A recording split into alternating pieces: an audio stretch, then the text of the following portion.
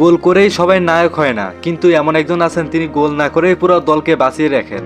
আসসালামু আলাইকুম, আমি আলামিন গেমিং আছি আপনাদের সাথে। তো চলুন শুরু করা যাক। তিনি হলেন আর্জেন্টিনার গোলরক্ষক ইমিলিয়ানো মার্টিনেক্স। 2026 ফিফা বিশ্বকাপে আর্জেন্টিনার সব থেকে বড় ভরসা কিন্তু ইমিলিয়ানো মার্টিনেক্স। রাউন্ড আপ 16 থেকে শুরু করে নকআউট পর্বে আর্জেন্টিনায় একের পর এক কঠিন ম্যাচ খেলছেন, কিন্তু মার্টিনেক্স নিজেই বলেছেন তিনি নিজের সেরাটা দিয়ে খেলতে পারেননি, কিন্তু দলকে প্রয়োজন মতো সাহায্য করার জন্য তিনি সবসময় প্রস্তুতি থাকবেন, এটা তিনি জানিয়েছেন। ইংল্যান্ডের বিপক্ষে সেমিফাইনাল ম্যাচে মার্টিনেক্স আত্মবিশ্বাসের সঙ্গে গোলপোস্ট সামলিয়েছেন। আর্জেন্টিনা 2.1 গোল করে ফাইনালে উঠেন এবং পুরা দমের লড়াই চালিয়ে যান তারা। মার্টিনেক্সের সব থেকে বড় শক্তি শুধুমাত্র সেভ করা নয়, দলকে লিড করাও।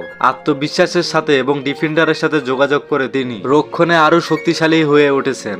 সবাই বলেছিল আর্জেন্টিনা এবার বিশ্বকাপ নিতে পারবে না, কিন্তু ইমিলিয়ানো মার্টিনেক্স যথেষ্ট পরিমাণ সাহায্য করেছেন টিমের জন্য, এবং আরও অন্য টিম মেম্বার কিন্তু অনেক ভালো খেলেছেন। তারা কিন্তু বর্তমান সময়ে ফাইনালে উঠে গিয়েছেন এবং তারা এবার বিশ্বকাপ নিবে এমন একটি বক্তব্য দিয়েছেন তারা। তাই অনেকেই বলেছেন আর্জেন্টিনার আক্রমণে যদি লিওনেল মেসি হৃদয় হন, তাহলে রক্ষণে এমিলিয়ানো মার্টিনেক্স সেই দেওয়াল, যে দেওয়াল ভেদ করা অনেক কঠিন।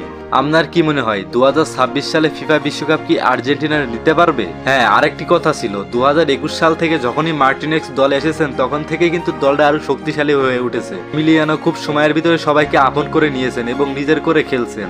আমরা আশা করি এবার বিশ্বকাপ আর্জেন্টিনারই নিবে।